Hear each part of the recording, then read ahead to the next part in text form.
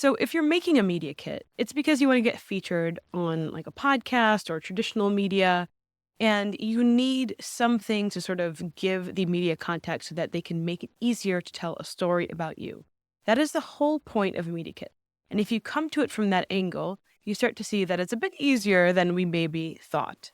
It's really easy to overthink this, so let's just keep it really straightforward and really simple. I'll tell you how I do it for myself and how I do it for my clients, and then you can choose the way that is best for you.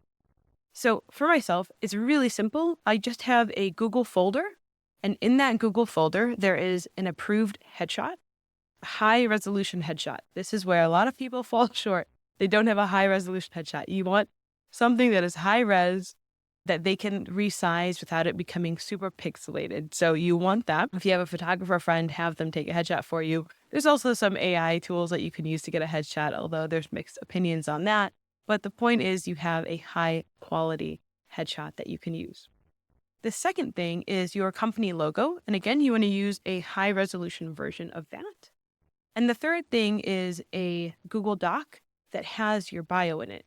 Now, not just any bio, especially not a particularly long bio, because if you want to think about this, you want to make the media context person's life easier, right? You want them to have no friction points when it comes to telling a story about you. Now, what most people do on the media side, and they have told me this directly, is they will literally like scrape the internet for your logo, your LinkedIn photo, and you might not want them to use these things. So this is why we even have this kit. We want to give them the assets that we want them to use to talk about us. You also run the risk, by the way, if they're scraping the website, you run the risk of them pulling an old photo that you don't like anymore, or like an older logo that's just not updated. So we want to avoid all that by giving them this kit. Back to the actual kit itself. We've got the approved photo, high resolution headshot of yourself, the approved logo, so the most updated version of that logo. Ideally, you want this with a transparent background if you can help it. And if you have the logo in multiple colors, you can definitely include that there. More options is better here. And then the third thing is the bio. So with that bio, a lot of people, especially in academia, but there's people across the board that will have like a really long bio. What I like to do is I like to have my bio in a Google Doc, and there is a very short version of it at the top. So it'll literally say like a brief bio, and it'll be no more than one paragraph. And then below that, it'll say long form, and then it'll have the longer bio there. Now, again, this is so that they don't have to run through a whole 1-page, 2-page bio, especially if you've got extensive experience in your field. You want to shorten that up for them and give them the option of just a 1-paragraph bio.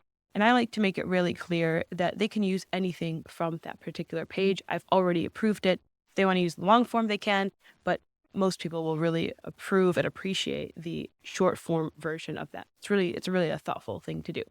So that's really all that's included in mine. I can show you that at the end, and I'll show you what that looks like. If you have the time, the bandwidth, what you can also do is include featured stories about you or your business or your product or service, right? So you can certainly do that.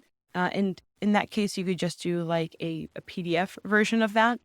If you have social media stats that are really impressive that you want to use, you can certainly turn those into their own sort of like one sheet doc. You can even do screenshots of your followers and just include, the date so that it's pretty relevant. Now, honest to God, all of those things are extra and bonus. They're not required. They're just sort of bonus things to do, but it's totally up to you. So anyway, I put all of these things, again, the main things for me are going to be the approved headshot, the company logo, and then a brief bio and long form bio all on one page on one Google Doc or Microsoft Word. I'm going to put all of that in a folder, and then I'm going to change the settings of that folder, the sharing settings of that folder, so that it's in view only mode. So this makes sure that anybody with the link can see it. They cannot edit anything, but they can see everything that is in that folder. So this is really great for just sharing it across the board. You can send it in your emails when you're doing a pitch to like a podcast host, or you can even link it in the footer of your website. That's another thing that works really well for certain clients. So you can definitely do that as well. Makes it really, really easy. Something else I'll mention is if you have more photos of yourself, more than just the headshot, differently landscape and portrait formats, that's always really good too. You want to give them options.